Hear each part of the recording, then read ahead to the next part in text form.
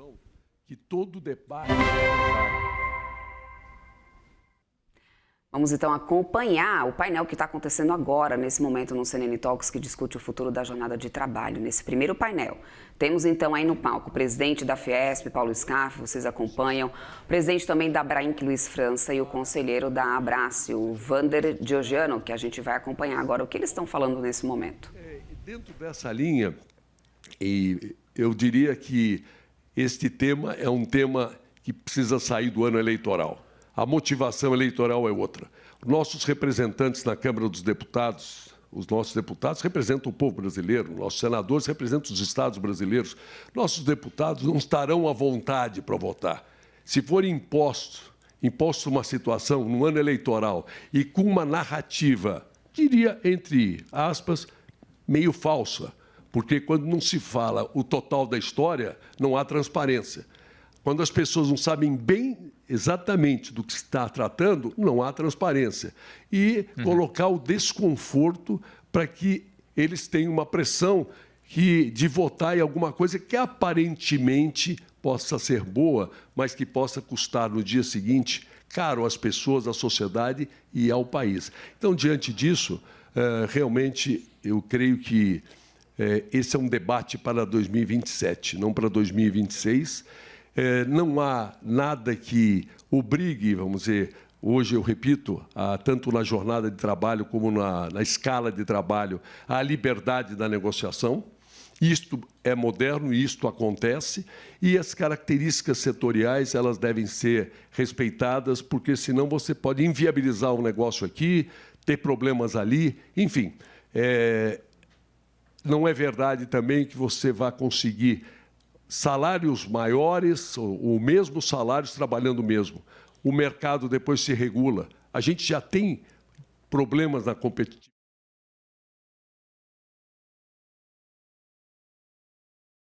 De pessoas. Certo. Enfim, no final da história, o resultado não é aquele que parece que é só um resultado bom para as pessoas, não. Pode ser muito ruim.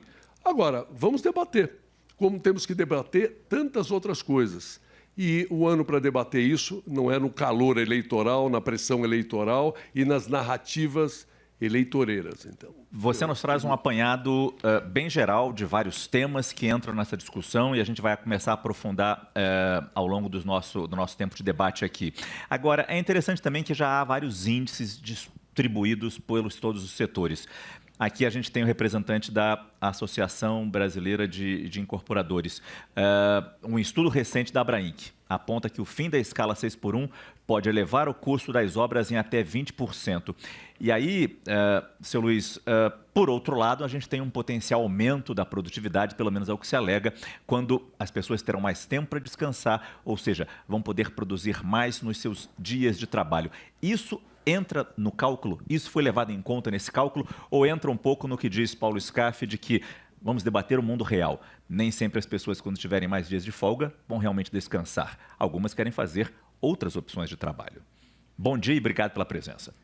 Muito obrigado. Obrigado à CNN por estar fazendo essa discussão desse assunto tão importante. E eu acho que eu só vou falar de novo o que o Paulo falou. Esse é um assunto que não é para ser discutido em curto espaço de tempo. Ele tem que ser discutido em um tempo necessário para que toda a sociedade possa entender. Outro dia eu vi uma pesquisa que é o seguinte: olha, eu quero trabalhar menos. Se a gente perguntar aqui se nós queremos trabalhar menos, nós queremos trabalhar menos. Paulo Scaff não vai querer. Tá certo?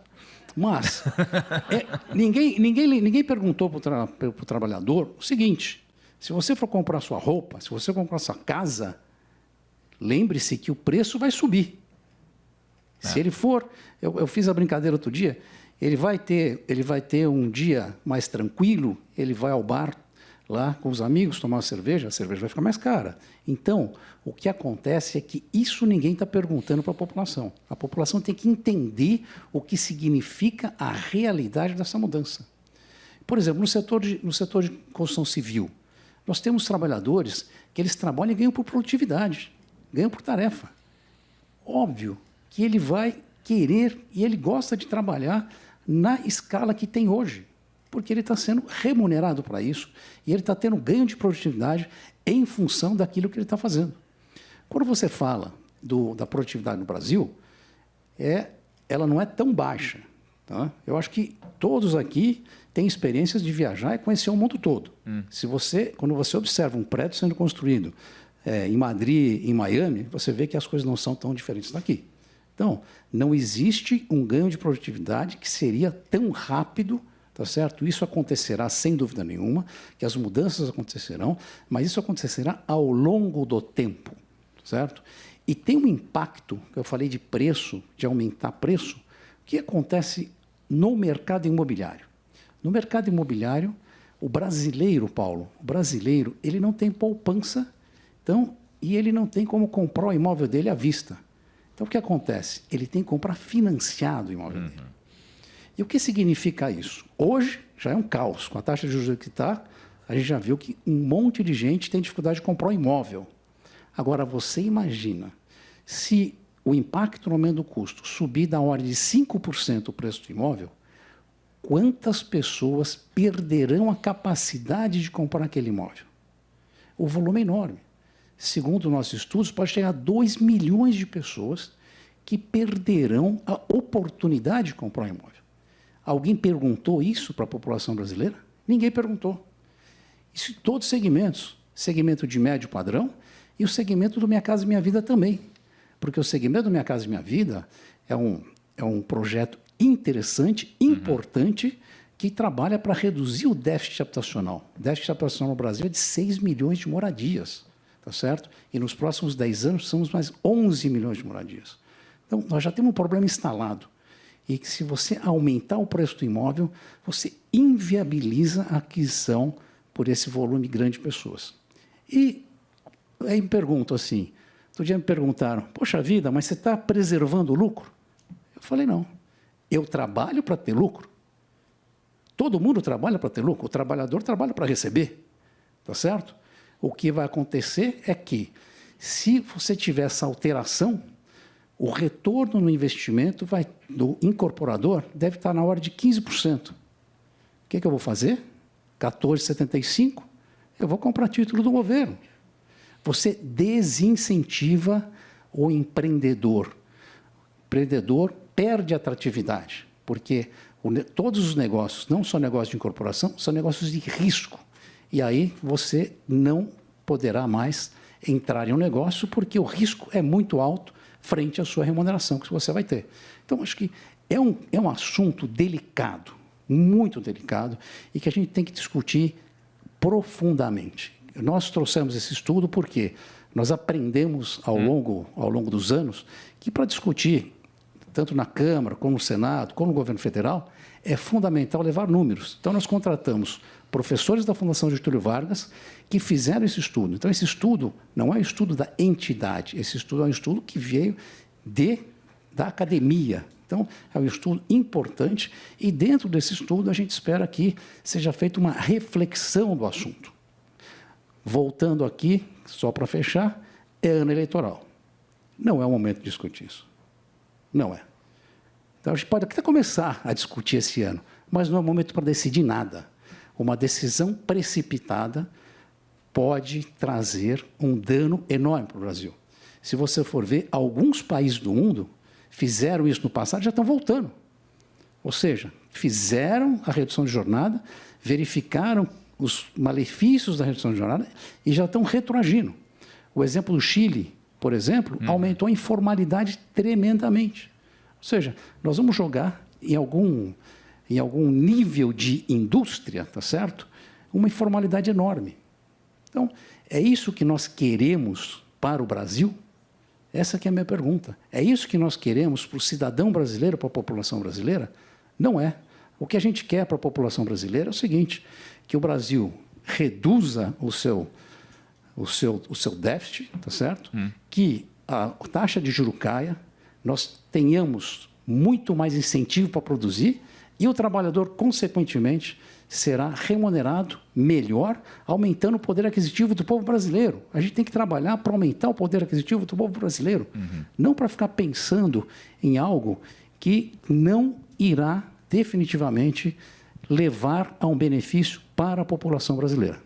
Muito obrigado, seu Luiz. Em poucos locais a gente entende tão bem o que é a escala 6x1 quanto no comércio. E se a gente pega shopping center, que deixa de ser um centro de compras, mas faz parte do dia a dia da gente, a gente trabalha no shopping, a gente passeia no shopping. Pergunto para você, Wander, como essa discussão atinge vocês de shoppings, os impactos que isso trarão, ou talvez os benefícios também. Queria ver a sua análise nessa de forma bem global. Bom dia e obrigado mais uma vez. Bom dia, Márcio. Bom dia aqui aos meus colegas de painel e a todos que nos assistem, né? Ô, Márcio, se você analisar aqui, nós temos um representante da indústria, um representante da construção civil, representante do comércio. Porque são setores que vão ser claramente impactados. Exato. Claramente. Então, a gente quer a visão de vocês para expor isso para as pessoas, entendeu? Então, a narrativa ela é comum e uníssona no sentido do impacto que isso causa para os negócios. Todos nós aqui temos a preocupação, obviamente, com o bem-estar e a saúde do colaborador. Né? Assim, além dos programas tradicionais, as empresas, por exemplo, esse é o mês das mulheres, existem inúmeros programas que já refletem, né, o bem-estar para as mulheres dentro do ambiente de trabalho. Então, eu fico aqui me questionando, Márcio, se a gente está discutindo, né, a coisa certa. Será que, ao invés de discutirmos a jornada de trabalho, nós não deveríamos estar discutindo, por exemplo, a jornada até o trabalho? Né? Porque hoje uma dificuldade que o trabalhador tem, e consome muito tempo e tira o convívio dele, é o transporte público. Então, ele toma um tempo muito grande para chegar no trabalho e toma um tempo muito grande para sair do trabalho. Então, isso também desgasta o trabalhador que quer 2 dias de folga. Exato. Isso também faz parte do ir ao trabalho, faz parte do trabalho. Exato. Então, isso tem um impacto na saúde do trabalhador. Então, me parece que isso... se fizesse a pesquisa, se ele, olha, você vai trabalhar menos, vai ganhar menos, ou você quer trabalhar de uma forma livre, mas ter umas condições para você chegar ao seu trabalho melhor, o que você opta? Então, eu acho que, num ano eleitoral, nós precisamos trazer o assunto à luz da racionalidade, não à luz da emoção. E se a gente colocar num contexto maior, né, no setor de comércio, que, aliás, 70% do PIB hoje, em termos de empregabilidade, está muito ligado ao setor de comércio e serviço, nós tivemos a pandemia, depois nós recentemente tivemos a questão da reforma tributária. O ano passado, nós tivemos um aumento muito considerável de impostos em vários setores da economia. E a reforma tributária, por exemplo, onde se discute aqui um IVA em torno de 29%, e que está em processo de implementação, isso vai trazer um custo adicional. Então, não, é a questão de você olhar o filme ou a fotografia. Nós temos que juntar vários elementos do tempo e somar ao impacto que essa discussão aqui, ela não é isolada, o impacto dela não é isolada. Existem outros fatores que vão determinar isso. Então, será que o trabalhador, né, que todos nós aqui concordamos que tem que melhorar a sua jornada, né, enfim, a condição de trabalho, será que ele sabe que, eventualmente, o preço do remédio vai subir? Porque a indústria farmacêutica e as farmácias, por exemplo, as farmácias trabalham ali, muitas em jornadas de 24 horas. Isso certamente deve impactar no preço do remédio. Como o França comentou, será que ele está sabendo que o sonho da casa própria talvez vai ficar mais distante para ele? Né? E tem um outro fator, Márcio, que eu vou chamar a atenção, que são a questão das prefeituras, né? Os municípios. Muitos municípios, nós temos 5.513 municípios no Brasil. Muitos deles possuem trabalhadores no regime de CLT. Se você pegar a limpeza pública urbana, se você pegar ali o segurança do posto de saúde, o pessoal que trabalha na limpeza na escola pública, tudo isso vai impactar num custo para o município. Aliás, se você for absorver, né, ou trazer uma redução, né, que impacte o município, você tem que mostrar a contrapartida, de onde virão esses recursos. Né, esses recursos serão subsidiados por quem e por quais pessoas. E aqui, voltando ao nosso comércio, à nossa atividade, Márcio, se você fizer uma pesquisa ali no teu guarda-roupa e olhar as etiquetas da camisa, do sapato, muitas vezes da meia, você vai ver ali, ó, Made in Vietnã, Made in... A gente está acompanhando, China. então, um pouco do que está acontecendo nesse momento no CNN Talks, que está debatendo impactos das novas escalas de trabalho, né, da possibilidade, né, dessa mudança na escala 6x1. É o Wander Georgiano que está falando nesse momento, Márcio Gomes, âncora da CNN Brasil, que conduz esse papo, o primeiro CNN Talks que acontece nesse ano de 2026, e a gente segue acompanhando aqui, né, porque o evento reúne autoridades e especialistas para discutir o futuro dessa jornada de trabalho no Brasil. O Vinícius Murad também está lá e acompanhando tudo de perto, acompanhando também esses bastidores. Vini, enquanto a gente tem esse painel já acontecendo lá no palco, o que você acompanha aí de bastidores, né, para o que vem pela frente nesse debate? Bom dia novamente para você.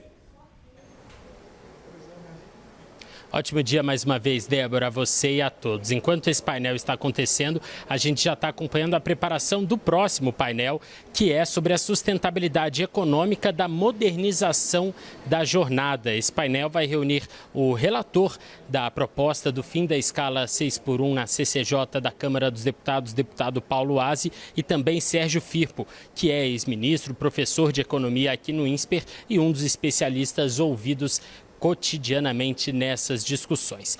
Antes da gente se aprofundar sobre o que vem a seguir pela frente, que eu sei que o CNN Money também vai ter destaques ao vivo, sobre esse painel 1, o primeiro painel de hoje, do primeiro CNN Talks desse ano, traz alguns pontos bastante importantes. Débora, você já destacava alguns deles muito bem.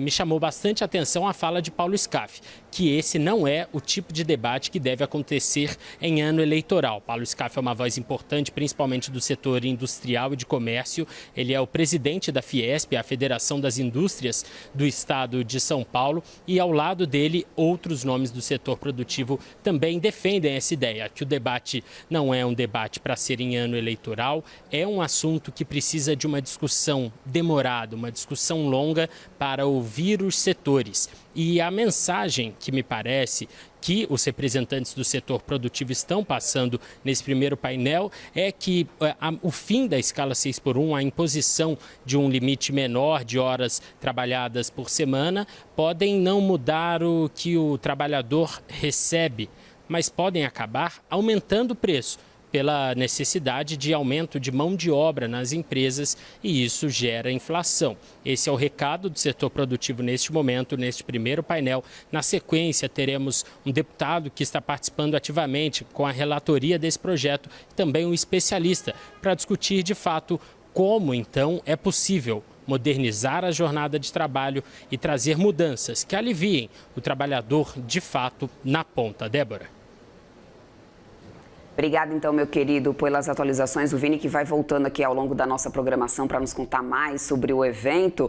Até mais, Vini. Olha, o presidente, né, da Fiesp, o Paulo Scaff, ele destacou essa importância de discutir novos modelos da jornada de trabalho, mas disse também que o ano eleitoral não é tempo adequado para poder se ter esse debate. Vamos ouvir um pouquinho desse trecho?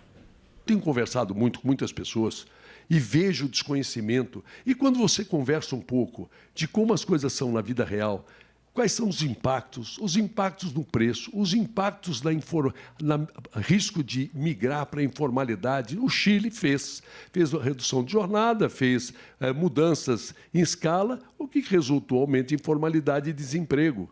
Essa história de chamar mais gente para o churrasco com o mesmo volume de carne não é verdade, que é a mesma coisa. Alguma coisa diferente acontece. Então, o ano eleitoral não é ano para esse debate.